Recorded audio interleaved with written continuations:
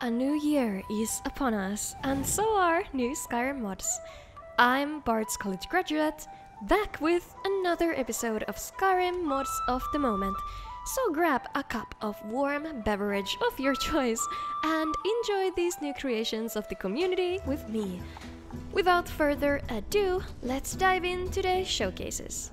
Rumors are a new mercenary's been going around town. Calls herself Ashe.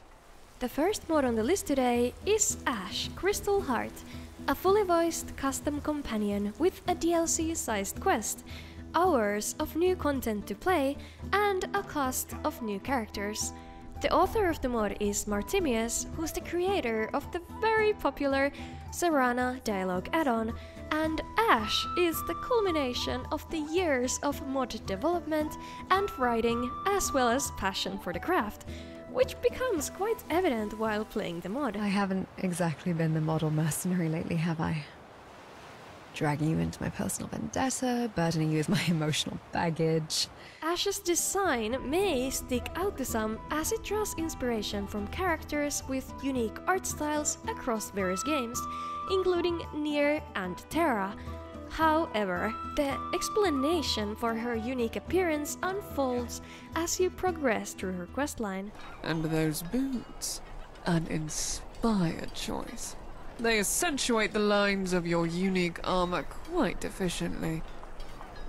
The design is my father's, modified for optimal mobility and protection, with a touch of personal refinement. There are tons of features to the mod, including your relationship with her advancing organically, a training and sparring system, and some good dynamic commentary. Everyone looks so nervous here. I don't like it. I've heard they have great pastries here. It would positively suit team morale to consume such treats. Something I found interesting was the vanilla NPC integration via voice actors imitating them, which I appreciate even though it's hard to get the voices to blend seamlessly. Needless to say, Ashe's voice acting is incredible! She's voiced by a professional and I absolutely adore her accent. If only I were there, I could have stopped it. Protected him. None of this would have happened. Phantom Horse introduces a new mounting system to Skyrim, so you don't have to use your time to summon a horse or even dismount anymore. Instead, with this mod, while you're sprinting, hold down your activation key and let the speed take over you, whether you are in an inside or outside location. If you stop sprinting for any reason, the mount will vanish, so you're on your own again. There are 3 mounts available in the styles of Shadowmere, Arvak, and a Drake. To begin riding a Phantom Horse, visit Lucan Valerius in Riverwood, who has the spell tomes for sale. Next, we have Thrones Expanded. This mod adds a new touch of uniqueness to Skyrim's Jarls by overhauling their thrones in 6 holds. No more similar default thrones in every longhouse, as each of them have been carefully designed to reflect the hold's history and culture. Only Windhelm and Riften's thrones are left unchanged, as the author feels they look appropriate to their locations, and I agree.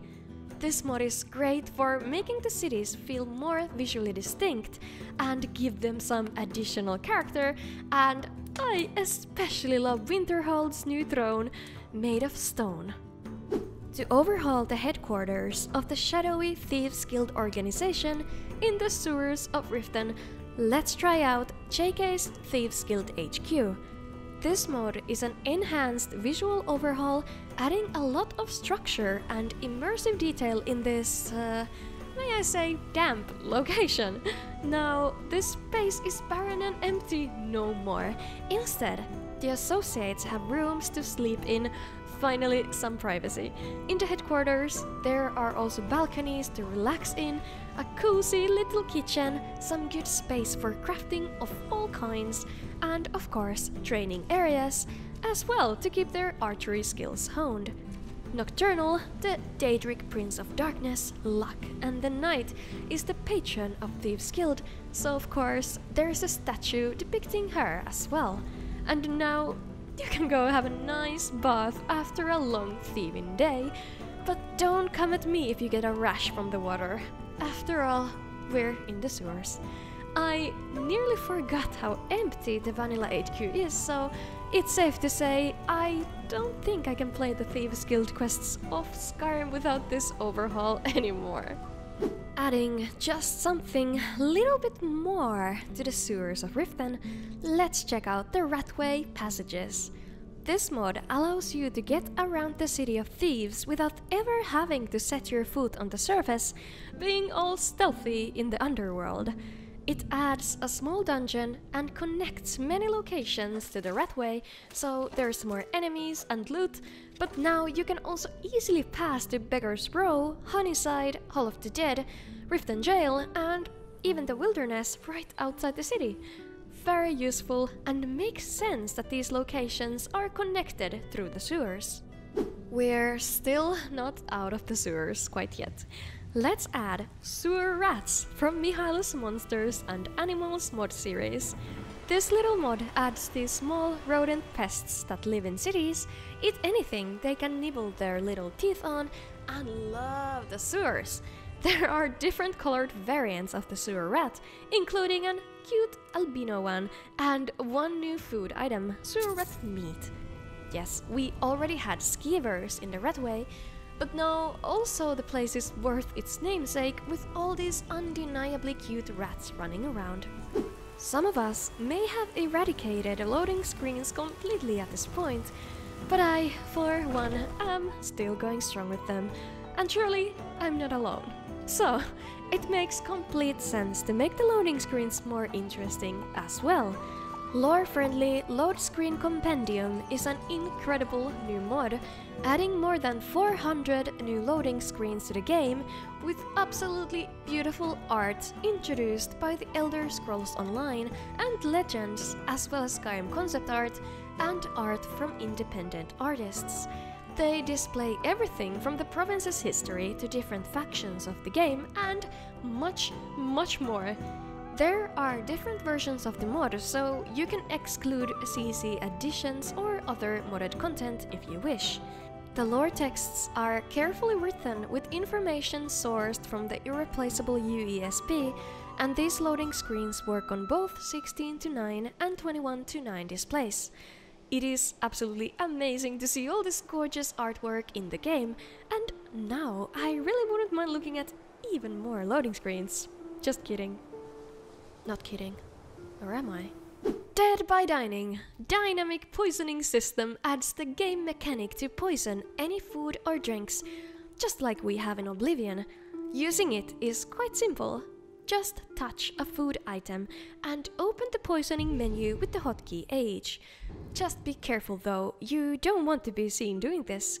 After the deed is done, plant the item in someone's pocket, give it as a gift, or leave it somewhere where an unsuspecting person might take it and eat the poison apple, or in this case, the poison gourd. This works with animals as well. Just throw a poisoned piece of meat at a wolf, and that's it. Just be sneaky, as I said. Doing this might get you in trouble if you're seen nearby. I'm one of those harmless weirdos who love to bathe in this game. Don't ask me why. I mean, it's just so relaxing. I do go to sauna many times a week and even have a bath of my own, but still, whenever the opportunity presents itself, I will jump to a virtual bath or a lake in Skyrim. Well, this experience is made better with bathing in Skyrim Renewed, a cleaned and enhanced bathing mechanic in Skyrim. Yes, this mod has existed before, and the features are the same, but this one is an updated version to rule them all. This mod allows you to bathe in rivers, lakes and the sea, and shower under waterfalls. And that's not only for relaxing, as your characters get gradually dirty from all the dungeon dwelling, and that'll debuff your speechcraft and resistance to diseases, and even sneak if you're filthy enough. On the other hand, being clean gives you small buffs.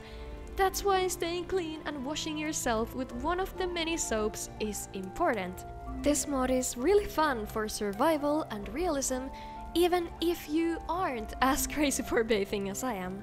If someone stole your clothes while you were bathing, you might find yourself in an embarrassing situation. With naked comments Overhaul, it will definitely be awkward. Might want to rethink that look, unless you want trouble. This mod adds over 900 new NPC voice lines to the game for the situations where the player character is wearing nothing but his or her fingerprints. Child, Mara teaches us to embrace love, but that doesn't mean leaving yourself so exposed to the world.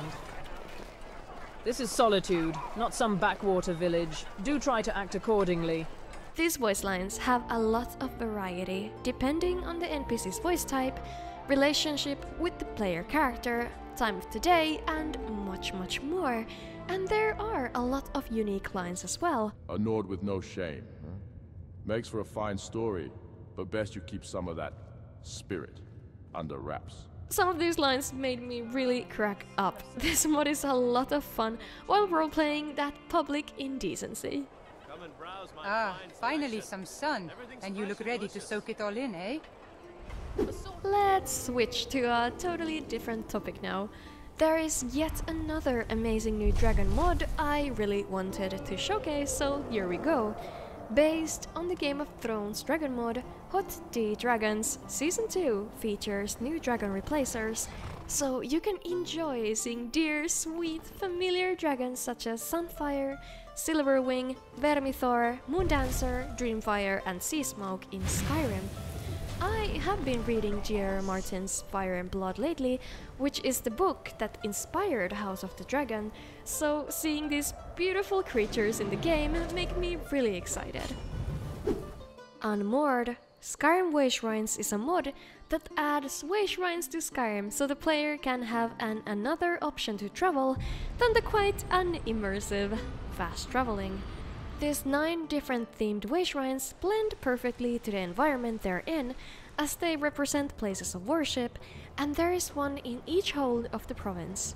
Unmoored also adds a small voiced introductory quest that eases you into the art of fast travel via the Wayshrines to make them feel more tied to the base game. Bam.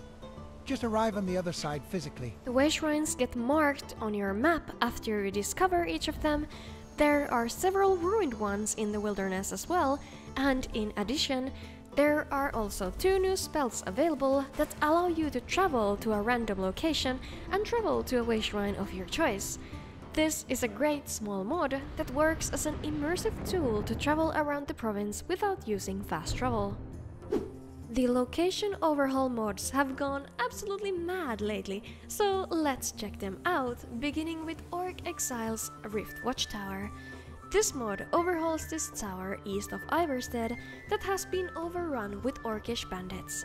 In vanilla, it's just a simple old watchtower, but with the mod, the location has been redesigned to feel more imposing by making it taller, more detailed, and adding more enemies. The modded tower has these ruined walls, making it look worn over time and destroyed by battles past, but these new structures make it look like it has been properly repurposed by these orc bandits. I also really like the environmental storytelling in this one. Exiles makes the location from being just another forgettable watchtower on the map to an interesting place to explore and fight through. Hag, Occult Orphan Rock, on the other hand, redesigns the creepy location of Orphan Rock, the valley near Helgen, where witches and hag ravens brew their sinister potions and whatever hags do in their free time. Anyway, this mod makes the place feel even more spine-chilling, as it's inspired by spooky films such as Sleepy Hollow and Apostle. The crown jewel is obviously the huge dead tree on the rock, but all the other details look great as well, like all the various clutter that certainly feel fitting to the place and these unique rock formations. But not only is the location now overhauled to look worthy of its name, but there is also the new, amazing, theme-appropriate dungeon for you to explore, if you only dare. This place looks now awesome, like a creepy haven in the wilderness. Now, let's check out a really exciting player home mod, Pride of the Niben, Sailable Ship Home. It's the perfect home for a merchant, pirate, or a treasure hunter character, as you can sail to 10 different coastal settlements, including a new custom one. The ship is packed with named storage containers, customized crafting stations, many beautiful paintings on the walls of the vessel, and other interesting details. Pretty much the whole of the ship is meticulously decorated, and it is super cozy, at least for anyone who doesn't suffer from seasickness or is scared of sea monsters. You can acquire Pride of the Niben in Dawnstar Docks, where you can find the purchase agreement, and after paying, a courier brings you the key to the ship. There is also a map marker always showing the location of the vessel. This player home is amazing, especially if you want to travel Skyrim while living the life of a true adventurer. If you'd rather stay on the dry ground, I have another player home that might be up your alley, especially if you're a scholar of magic. Order of Aetherius is a guild of mages situated in a secluded location in the mountain pass between Whiterun and Ivarstead. This guild is aligned with the Divines, especially Julianos, so they are devoted to secure a safe haven for studying magic and doing charity, but opposed to necromancy and dark arts. Like I introduced, Mystic Refuge is a player home, but it's also a home to 5 companions that you can recruit with you to lend their help with the ongoing dragon invasion. Each of the members have small, fully voiced miscellaneous quests for you, and conveniently, they are also spell vendors. As Order of Aetherius is a guild of mages, you can naturally study the arcane arts here in the main hall, and you can always stop by or join the guild and make it your home. In that case, there is a nice bedroom reserved for you and a lot of useful storage. And, of course, let us not forget the incredibly relaxing bathhouse in the dungeons. Perfection. We already checked out Mihail's new sewer rat mod, but he has also uploaded a lot of new monster mods. First off, we have the Widow Daedra, a volatile, cruel and lustful spider Daedra usually found in the service of Mehrunes Dagon. So insanely creepy, but don't worry, they're not so common to come across, as they can only be summoned by enemy conjurers, and if you find a spell, you can summon them as well. Another creature resembling a human is a sea witch, a mysterious and dangerous monster in the depths of the sea. Sea witches are half woman and half octopus, but don't get fooled by their beautiful appearance. They can and will drag you to the bottom of the briny deep. I think it's just better to swim away, and fast. Then we have the cute Hollowjack Alghoul familiar, which is a mischievous spirit creature from Detritus, a demi-plane of oblivion ruled by Hollowjack. To summon him, you need a spell scroll which can be found inside Darklight Tower. And finally, we have Frost Lords. They are monstrous, high-ranking ice Daedra from Oblivion, and these smaller ice turmoils are creatures created by them. Both can be conjured to aid you in battle with spell scrolls that can be found in Sartal and Inglebarrow. To have a chance fighting against these fearsome monsters, you need a proper armor to keep you safe. Lifesworn Vestiges, champion of Arkay armor, is a great choice for anyone who favors light armor and honors the Lord of the Wheel of Life. This armor is crafted in the inspiration of Arkay for anyone who'd like to carry the mantle of defending the peace of the dead. It can be found in the Reachcliff Cave, where a warrior priest of Arkay has succumbed to the forces of the dead under Namira's shrine. The armor comes with an optional cloak attachment and a theme-appropriate two-handed war mace, and even in its simplicity, its refined details shine in the light of the Nine. If you are confident enough to wear even lighter armor, aka clothing, check out Riverfolk Clothes Set.